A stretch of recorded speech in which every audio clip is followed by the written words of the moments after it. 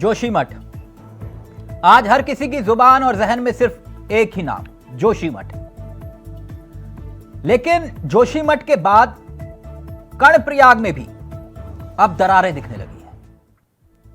कर्णप्रयाग सिर्फ जोशीमठ नहीं, कर्णप्रयाग नहीं, टिहरी जिले में अटाली और पिपोला है गांव। बताया जा रहा है कि वहां भी दरारें आने लगी हैं। उत्तर काशी में भी काई गांव है, वहां पर भी दरारें आने की शिकायतें हैं। यानी कि जोशीमठ सिर्फ अपवाद नहीं है, जोशीमठ सिर्फ अपवाद नहीं है। कर्णप्रयाग, टिहरी का अटाली, पिपोला, उत्तर काशी में भी, तो फिर इसका मतलब कुछ गलत है। यह सबक है, सीख है, ना सिर्फ राज्य सरकार के लिए बल्कि सबके लिए, आपके लिए, हमारे लिए। जोशीमठ शहर एक सबक बन सकता है, क्योंकि एक जल विद्युत परियोजना के काम में एक शहर को उसके अस्तित्व मिटाने के कगार पर लाकर खड़ा कर दिया। ऐसे ही हालात अब राज्य के दूसरे शहरों में देखने को मिल रहे हैं। धामी सरकार जोशीमठ आपदा को सबक मानते हुए जियोलॉजिकल सर्वे करवाने के निर्देश दे रही है। अच्छी बात है। जिस उत्तराखंड के पर्वतीय शहरों के भविष्य में आने वाली ऐसी आपदाओं से बचा जा सके, ऐसे दावे और वादे तो उस वक्त भी हुए जब केदारनाथ में आपदा आई थी। जोशीमठ आपदा से साफ हो चुका है कि हम लोग बिना आपदा आए कोई सबक नहीं लेते। इसलिए जब सरकार ने जोशीमठ जैसी आपदाओं से बचने के लिए जांच करने का फैसला लिया, उसके बाद से ही यह सवाल खड़े होने लगे। उत्तराखंड सरकार ने जोशीमठ शहर को बचाने के लिए पूरी ताकत भले ही झोंक दी, केंद्र भी जुट गया, लेकिन यह आपदा जितनी बड़ी दिख रही है वो सिर्फ क्या एक शुरुआत भर हो सकती है, जिसमें अगर सरकारें अभी भी नहीं चेती, अभी भी नहीं जागी, तो फिर आने वाले दिनों में जोशीमठ जैसे हालात टिहरी में भी हो सकते हैं। कर्णप्रयाग, मसूरी, ऋषिकेश, मैं यह जिक्र क्यों कर रहा हूं? इन्हीं पहलुओं पर आज हम चर्चा करेंगे। कोई राजनीतिक तू मैं नहीं। क्या इतनी बड़ी चुनौती से निपटने के लिए हम तैयार हैं? उत्तराखंड का मतलब सिर्फ और सिर्फ जल विद्युत परियोजनाएं नहीं है। उत्तराखंड का मतलब देवभूमि है। बद्रीनाथ, केदारनाथ, गंगोत्री, यमुनोत्री, हेमकुंड साहिब, सिर्फ मतला इस बात को समझिए, चीन का बॉर्डर सामरिक दृष्टि से, और जोशीमठ का एक अपना अलग महत्व हिंदुत्व के नजरिए से। पहले ये तीन बयान सुनिए और समझने की कोशिश करेंगे कि जोशीमठ आपदा से आपने, हमने क्या सबक लिया। ये आपदा की आहट है। देखिए जरा बयान। सबने विरोध किया, लेकिन अब ये बात निकल के आ रही है कि पहाड़ में कुछ तो मैकेनिज्म बनाना होगा, क्योंकि जो निर्माण चल रहा है ये विनाशकारी ना बन जाए हमारे लिए। देखिए, ये जोशीमठ की जो ये घटना हमारे सामने आई, आपदा आई है, ये आपदा निश्चित रूप से हमें भविष्य के लिए सचेत कर रही है कि जितने भी हमारे ऐसे शहर हैं जो पर्वतीय क्षेत्रों में हैं, उनकी धारण क्षमता कितनी है, उनको कितना कैपेसिटी वो अपने ऊपर भार सहन कर पाते हैं या कर रहे हैं। कहीं उससे ज़्यादा तो नहीं हो गए? अगर उससे ज़्यादा हो गए तो हम उस पर अब चूँकि सारी सर्वेक्षण करने के बाद निश्चित रूप से उस पर आगे रोक लगाएंगे, काम करेंगे उस पर। होगा, कब लैंडस्लाइड हुए होंगे, जो भी है, कुल मिलाकर कंक्लूजन ये है मिट्टी लूज है, मिट्टी बहुत लूज है, उसकी बेयरिंग कैपेसिटी कम है। लेकिन जब मैं ये पूछता हूं कि कोई इन्वेस्टिगेशन अभी तक, जो मिश्रा कमेटी की बात की जाती है या पूर्व के कमेटियों की रिपोर्टें आई है, कभी मैं जब बात करता हूं तो कोई इन्वेस्टिगेशन नहीं हुआ है। तो ये एक हर रिपोर्ट में कमी है कि बिना इन्वेस्टिगेशन के कुछ फिजिकल ऑब्जर्वेशन पे रिपोर्ट बनाई गई है। थोड़ी बहुत कुछ इन्वेस्टिगेशन हुए हैं, लेकिन मेजर इन्वेस्टिगेशन जो होना चाहिए था, जियो टेक्निकल, जियो फिजिकल, हाइड्रोलॉजिकल, वो नहीं हुई है, वो हमें करवा रहे हैं। तो ये कंक्लूजन की किस कारण से है, या एनटीपीसी के टनल के कारण से है, ये कोई एविडेंस, कोई साक्ष्य नहीं उपलब्ध है, कोई रिपोर्ट उपलब्ध नहीं है। क्योंकि जब मैं देखता हूँ एनटीपीसी का टनल, मेरी सवाल ये है कि निश्चित रूप से इस बात को मैं स्वीकार करता हूँ कि हमारा कुछ कल्चर ऐसा है कि जब कोई फोड़ा होता है तो फोड़े का इलाज करने की बजाय हम लोग नासुर बनने का इंतजारी करते हैं। इसमें ये गलतियाँ तो हुई हैं, क्योंकि इस तरह की घटनाओं पर शुरुआत से ही ध्यान देना चाहिए, और ताकि शुरुआत रहते हुए ट्रीटमेंट किया जा सके और भविष्य में ये विकराल रूप न ले ले। लेकिन उसके बावजूद सरकार ने हमारी सरकार ने जिस तत्परता के साथ इस पर काम किया, हर जगह अधिकारी डिप्यूट किए गए हैं वार्ड वाइज, और बाकायदा विस्तृत सर्वेक्षण करने के बाद जो कुल मिलाकर के 678 मकानों को आइडेंटिफाई किया गया है जिन पर दरारें आई हैं, और जिनमें 81 मकानों में जो तो चुनौतियों का पहाड़ सिर्फ मसला जोशीमठ का नहीं है। कर्णप्रयाग, टिहरी, मसूरी, ऋषिकेश, तमाम जगह से ऐसी खबरें आ रही हैं, लेकिन हम इस बात की पुष्टि नहीं करते। वजह क्या है? मैं सीधा रुख कर रहा हूं। इस वक्त हमारे साथ इस कार्यक्रम का हिस्सा विपिन कैंथोला साहब जुड़ गए हैं, जो कि बीजेपी के अनुभवी चेहरों में से एक हैं। कुछ ही देर में हमारे साथ जगदीश जी जुड़ेंगे, जो कि पर्यावरणविद हैं। शीशपाल जी जुड़ेंगे, जो कि वरिष्ठ पत्रकार हैं। आज राजनीतिक तूतू मैमे से अलग इस विषय को हम आपके बीच में लेकर आए हैं। सबसे पहले विपिन कैंथोला साहब, मैं आपसे एक बात समझना चाहूंगा। सरकारें प्रयास कर रही हैं, केंद्र की भी और राज्य की भी, लेकिन जो हालात बने हुए हैं, खबरें ये आ रही हैं कि बात सिर्फ जोशीमठ तक अब सीमित नहीं है। कर्णप्रयाग से भी ऐसी खबर आ रही है, टिहरी से भी हमारे पास एक ऐसी खबर आई, मसूरी और ऋषिकेश से भी ऐसी खबरें आई, और उत्तरकाशी से भी ऐसी ही खबर आ रही है। हम कोई बड़ी गलती तो नहीं कर बैठे जो आज उत्तराखंड भुगत रहा है? नमस्कार तिलक भाई। देखिए तिलक भाई, ये सारी चीजें जो हैं कितनी सत्य है, कितनी सत्यता है, कितनी क्या बातें हैं, ये तो सब जब पुष्टि होगी तभी हम कह सकते हैं।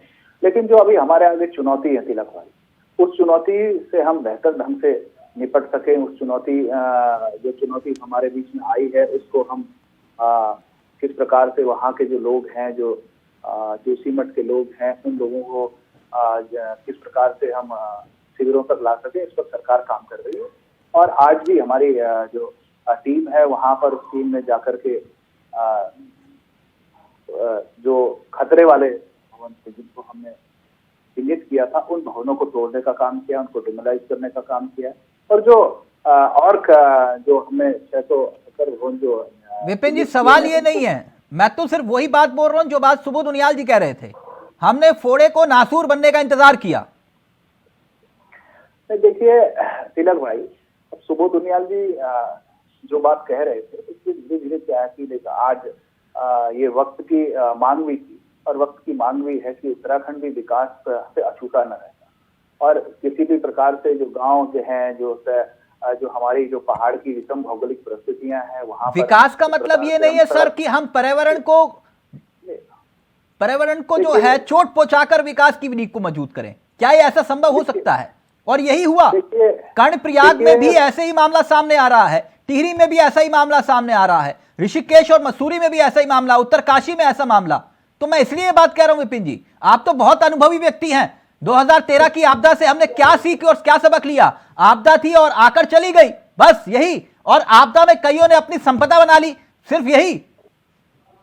देखिए तिलक भाई, देखिए हम लोग चाइना बॉर्डर से जुड़ा हुआ स्टेट है, हम नेपाल बॉर्डर से जुड़े हुए स्टेट हैं, हम दोनों इन देशों की इंटरनेशनल सीमाओं से जुड़े हुए स्टेट। आप देख सकते हैं चाइना कहाँ तक पहुंच चुका है, सीमा तक उसके पास सड़क है। हमने सड़क बनाने की परिकल्पना अगर जो की है तो उसको मूर्त रूप देने का काम भी करना चाहिए। सर मैं सड़क और बनाने उस की पर बात नहीं उस कर पर रहा किया हूं, है। मैं सड़क उस पर बनाने की देखिए- बात नहीं कर रहा हूं सर। आपने जोशीमठ की जो रिपोर्ट्स थी, चाहे किसी की भी सरकार रही हो, कोई गंभीरता से नहीं लिया। 2013 की आपदा के बाद भी हम लोगों ने कोई सबक नहीं लिया। आज स्थिति यह आ गई कि जोशीमठ का अस्तित्व खतरे में है। सिर्फ जोशीमठ का मतलब जोशीमठ नहीं है, उसका एक अलग महत्व है। मैं इसलिए बात कह रहा हूं, ये जो लाल निशान आप देख रहे हैं, ये लोगों के दिलों पर ताउम्र जहन में, क्या हमने नई टिहरी जब बसी थी तब नहीं देखा था हमने? क्या हुआ था वहां? देखिए तिलक भाई, अगर जो हम बात करें जोशीमठ की, तो जोशीमठ हमारे लिए महत्वपूर्ण था। और आज हम कई पीढ़ी पहले देखते हैं, अपने दादा परदादाओं से सुनते हुए आए कि जो चमोली है, चमोली से ऊपर तो पहले सारा ग्लेशियर ही हुआ करता था। तो तमाम पर्वतों में जब लोग बसने लगे, वहां पर जब शंकराचार्य जी ने ज्योतिर्मठ की स्थापना की, तब उस समय के बाद से धीरे धीरे लोग बसने लगे। लेकिन बहुत सारी चीजें होती हैं, समय से सबक लेना भी। जगदीश जी मेरे साथ जुड़ गए हैं, पर्यावरणविद हैं। बहुत सारी चीजें अभी जगदीश सर, मेरी आवाज आ रही है आपको? किस प्रकार से ये हुआ है, किस प्रकार से क्या है, जब रिपोर्ट आ जाएगी वो वैज्ञानिकों की, उसके बाद सर ऐसी रिपोर्टें फाइलों में दबकर रह जाती हैं, यही पीड़ा है। फाइलों में दबकर ये रिपोर्ट्स रह जाती हैं। जगदीश जी मेरी आवाज आ रही है सर आपको? हाँ आ रही है, थोड़ा सा हल्का कम है लेकिन आ रही है। जी सर नमस्कार। सर मैं आपसे ये बात जानना चाह रहा था, ये कह रहे हैं कि ये प्राकृतिक आपदा है। जी जी, मैं ये कह रहा हूं कि ये प्राकृतिक आपदा नहीं है, ये जानबूझकर न्योता दी गई आपदा है, जिसे हमने देखकर नजरअंदाज किया और अब प्रकृति हमसे बदला ले रही है। जी जी, ये जो है वर्ष 1976 में पहले भी एक रिपोर्ट आई थी कि यहाँ पर कोई भी भारी जो है इस तरह का कोई कार्यक्रम नहीं होना चाहिए, और बड़ी बिल्डिंगें बनने का तो मतलब ही नहीं था। क्योंकि जो जोशीमठ है, जोशीमठ अपने आप में पहाड़, अपने आप बना हुआ पहाड़ नहीं है, बल्कि ये जो मलबे से जो मलबा इकट्ठा हुआ था, उस मलबे के ऊपर एक शहर बस गया। और उस शहर में जहाँ की पहाड़ों पे, आप किसी पहाड़ों पे कहीं चले जाओ, आपको एक मंजिला मकान मिलेगा, और बहुत ही ज्यादा होगा तो किसी एक आध व्यक्ति का 2 मंजिला होगा। लेकिन जोशीमठ में 6 मंजिला मकान बने हैं। और जबकि वहाँ नीचे आप टनल के बारे में तो बिल्कुल लिखा गया था 76 वाली रिपोर्ट में, मिश्रा जी की रिपोर्ट में था, 13 में भी आया था, 9 में भी आया था, ये जो जगह है ये बहुत ही कच्चे पहाड़ हैं, जवान पहाड़ हैं। और जो जोशीमठ है, जोशीमठ तो मैंने बताया ना पहाड़ नहीं है, वो तो मलबे का ढेर है। मलबे के ढेर पे एक शहर कस्बा बस गया, उसको आपने बढ़ाते बढ़ाते आबादी इतनी बढ़ा दी, इतना लोड बढ़ गया। चलो लोड बढ़ गया, कोई बात नहीं, लेकिन आपने ऊपर से भी खोदना शुरू किया, सड़कें चौड़ी करनी शुरू कर दी, उसके बाद नीचे से टनल खोदने शुरू कर दिए। जब 2 साल पहले, 1 साल पहले जब वहां पर टनल के अंदर पानी आ चुका था, और आपको सबको पता है कि वो पानी कहीं नहीं गया, वो पानी सब जो है मट्टी के अंदर समा गया, और उस पानी ने उन मट्टियों को इतना कमजोर कर दिया, ढीला कर दिया, जो पत्थर के साथ का ज्वाइंट था, वो ज्वाइंट भी ढीले पड़ गए, और उसका नतीजा आज ये आप देख रहे हैं। जगदीश सर, फरवरी के मैं आपकी बात समझ गया। आप जो समझा रहे हैं, पहाड़ को पहाड़ नहीं रहने दिया, लालच के लिए भविष्य को दांव पर लगा दिया।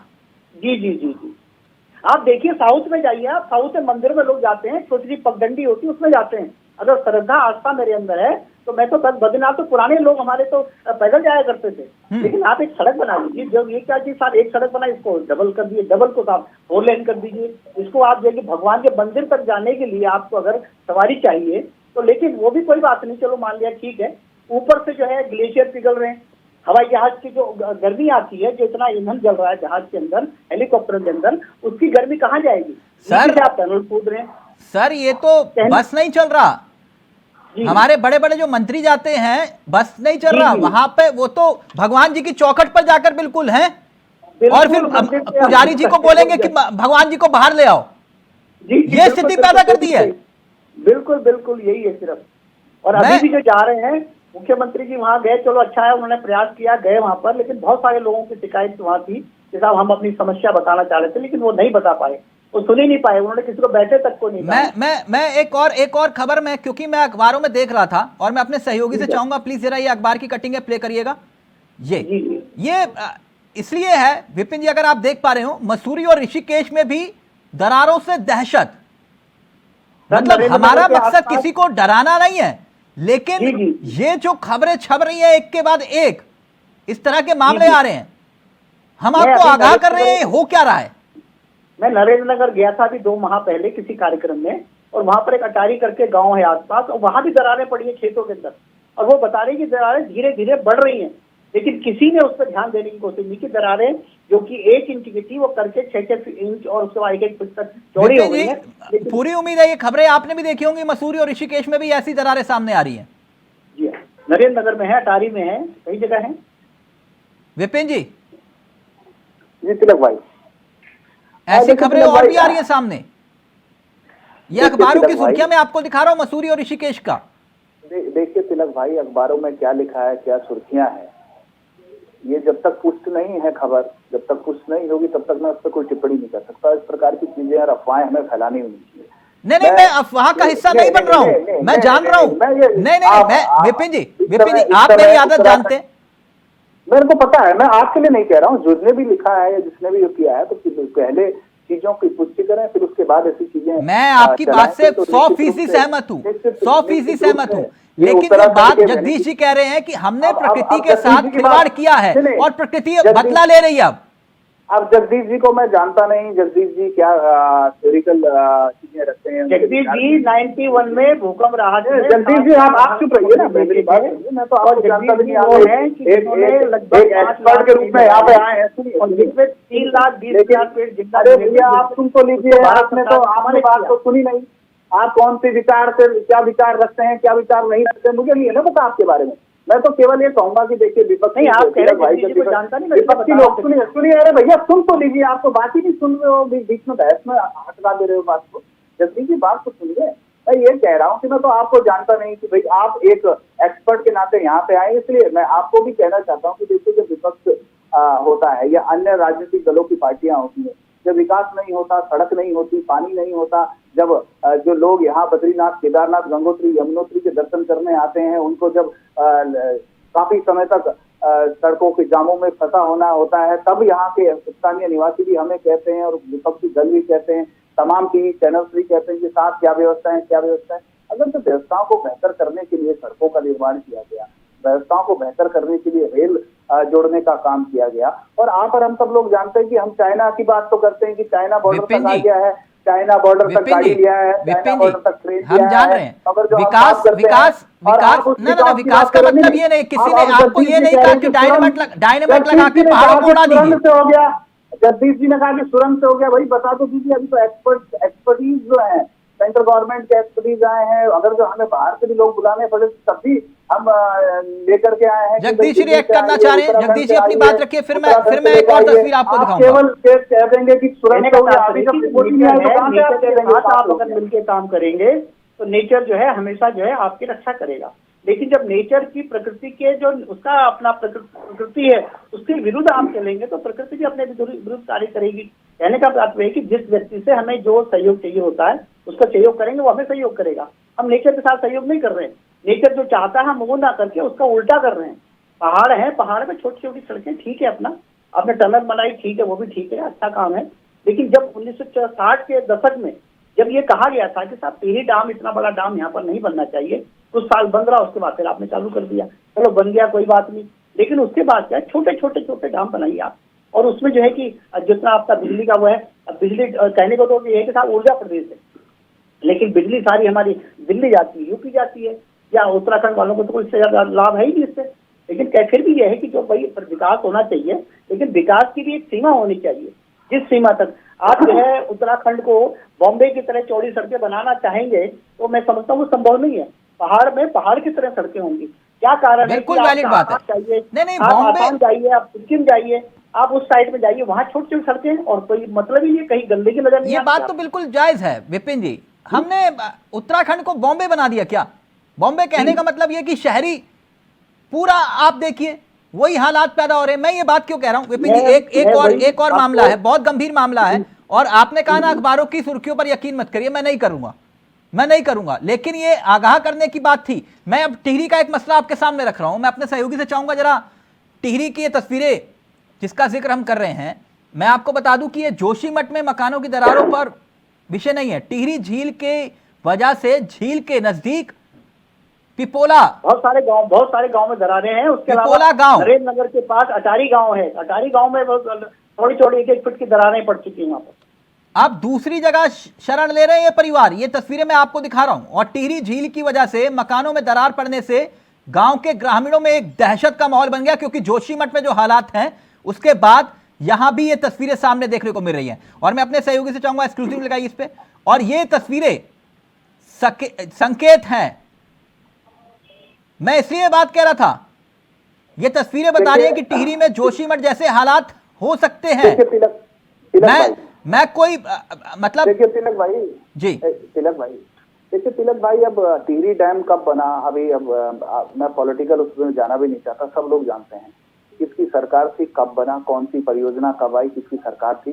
लेकिन 2013 की बात अगर जो आप करें, 2013 के बाद जब 2014 में भारतीय जनता पार्टी केंद्र में गवर्नमेंट आई, उसके बाद इकोनॉमी और इकोलॉजी दोनों को बैलेंस करते हुए उन्होंने केदारनाथ के पुनर्वास के लिए केदारनाथ में जो केदारनाथपुरी दोबारा से बनाई है, सारी चीजों को देखते हुए बनाई। और देखिए आप आज से 1965 में या 1970 में तब लोग पैदल यात्रा किया करते थे, तब में और अब में बहुत अंतर है। तब में आज मैं कहता हूँ ना तिलक भाई, हम इतनी बहसों में होते हैं, आप तो हमेशा हमारे साथ चर्चाओं में रहते हैं। तमाम लोग जितनी भी चर्चाएं होती हैं आपके टीवी चैनल में, तमाम लोग कहते हैं कि साहब व्यवस्थाएं नहीं है, व्यवस्था नहीं हो रही है, व्यवस्थाएं जुटा नहीं रही सरकार। अब सरकार व्यवस्थाएं जुटाए भी तो फिर भी पोसे लोग, और व्यवस्थाएं न जुटाएं फिर भी पोसे। विपिन जी, तो किसी ने आपसे ये कहा कि पहाड़ को डायनामाइट से उड़ा दीजिए? नहीं, कोई डायनामाइट नहीं। देखिए जहां जहां पर जिस प्रकार की चीजें हैं, देखिए कोई सड़क बनती है ना तिलक भाई, तो उसमें हार्ड रॉक कहाँ पर है, नॉर्मल रॉक कहाँ पर है, जो रॉक्स होती हैं उन रॉक्स। फिर उमा भारती जी किसका जिक्र कर रही है? पावर माफियाओं का। देखिए रॉक्स जो होती हैं, उन रॉक्सों के आधार पर ही जो है कटिंग्स की जाती हैं। और हमको पहाड़ के लोग हमको नहीं विपिन जी, फिर उमा भारती जी पावर माफियाओं का जिक्र क्यों कर रही हैं? अब देखिए उमा भारती जी का बयान मैंने सुना नहीं, उन्होंने क्या कहा क्या नहीं कहा। अब उन्होंने अगर जो इस बात को कहा तो स्पष्ट तौर पर उन्हें ये भी बताना चाहिए कि कौन लोग। देखिए मेरा ये कहना है कि जिस प्रकार से जो चीजें चल रही हैं, सब लोगों को सहयोग से, चाहे विपक्ष हो चाहे सामाजिक लोग हों, जहाँ पर भी प्रभावशाली हो सके, हम सब लोगों को मिल करके इस समय इस जो घड़ी है, इस घड़ी में जोशीमठ किस प्रकार से बेहतर ढंग से वहाँ के लोगों को हम रेस्क्यू कर सके, वहाँ के लोगों को एक सर विशेष सिर्फ मैंने कहा ना सर, अब जोशीमठ तक बात नहीं है, हमें अब सीख लेनी पड़ेगी। जगदीश जी मैं गलत तो नहीं कह रहा, हम हर बार कहते हैं आपदा आ गई, आपदा आ गई, आपदा आ गई, हम कभी निचोड़ तक निकलते नहीं, रिपोर्टें फाइलों में रह जाती हैं। और 13 की आपदा में क्या हुआ? मंत्री हेलीकॉप्टर में अपने रिश्तेदारों को घुमा रहे थे। जी जी जी बिल्कुल सही कह रहे हैं। अब उस सरकार के कोई प्रतिनिधि तो है नहीं उस पार्टी के जो हम कह सके, तो इसलिए नहीं विपिन जी अभी मैं उस विषय में जाना भी नहीं चाहता। मुख्यमंत्री जी ने फिर मैं बोलूंगा तो बहुत दिक्कत हो जाएगी सर। हम जितनी भी सिटीज हैं, जितनी भी जो पहाड़ों में जो हमारे शहरीकरण हो रहा है, उन सबको लेकर के सरकार ने कल ही निर्देश जारी किए। मुख्यमंत्री जी ने कहा है कि तमाम शहरों को एक बार से फिर से रीड किया जाए, ताकि मैं जगदीश जी अपनी बात रखिए, जगदीश जी अपनी बात रखिए, और मैं कोशिश करता हूँ कि उमा भारती का बयान आगे आपको सुनाऊंगा, लेकिन पहले जगदीश जी आप अपनी बात पूरी करिए। आप जितने पहाड़ हैं, आप आसाम जाइए, उधर जाइए, दार्जिलिंग जाइए, उस जगह पहाड़ हैं और उन पहाड़ों में भी विकास हुआ है। और वो विकास इस तरह से हुआ है कि जो उनकी सड़कें हैं उसी को उन्होंने अपने वहां भी गए हो साहब, उसके अलावा भूकंप आता, ना बाढ़ आती, ना कुछ आता है। लेकिन चूंकि क्या है, वहां उन्होंने अपने पहाड़ के प्रकृति के नेचर के हिसाब से अपना रहन सहन फिट कर रखा है। ठीक, उसमें किसी को कोई दिक्कत नहीं। मैं अपने सहयोगी से चाहूंगा जरा उमा भारती का बयान प्लीज प्ले करिएगा। विपिन जी जरा सुनिएगा क्या कह रही है उमा भारती जी। उत्तराखंड में गंगा और उसकी सहायक नदियों पर पावर प्रोजेक्ट मत लगाइए, और अगर लगा रहे हैं तो छोटे छोटे पावर प्रोजेक्ट लगाइए जो रन ऑफ द रिवर में हो, 5-5, 10-10 मेगावाट के। इससे लोगों को रोजगार ज्यादा मिलेंगे और नदी रुकेगी नहीं, और नदी को टनल में डालने की जरूरत नहीं पड़ेगी। लेकिन इस देश में 3 माफिया ना बहुत ताकतवर हैं, एक शराब माफिया, एक खनन माफिया और एक पावर माफिया। तो ये लो हैंगिंग फ्रूट एक शब्द प्रयोग करने लगे हैं आजकल पॉलिसी मेकर्स, कि जो जल्दी हो सके वो करो। तो हाइडल प्रोजेक्ट जल्दी होता है, पर्यावरणविदों को मैनेज करके स्वीकृति ले ली जाती है, उसी का परिणाम है जोशीमठ। उत्तराखंड में गंगा और विपिन कैंथोला साहब सुना आपने उमा भारती जी क्या कह रही हैं? विपिन कैंथोला जी विपिन कैंथोला जी से संपर्क साधने की कोशिश करते हैं। ये बात सही नहीं है जो बात उमा भारती जी कह रही हैं। कह रहे 3 तरह के माफिया हैं, एक शराब माफिया, एक खनन माफिया, एक पावर माफिया। बिल्कुल सही कहा।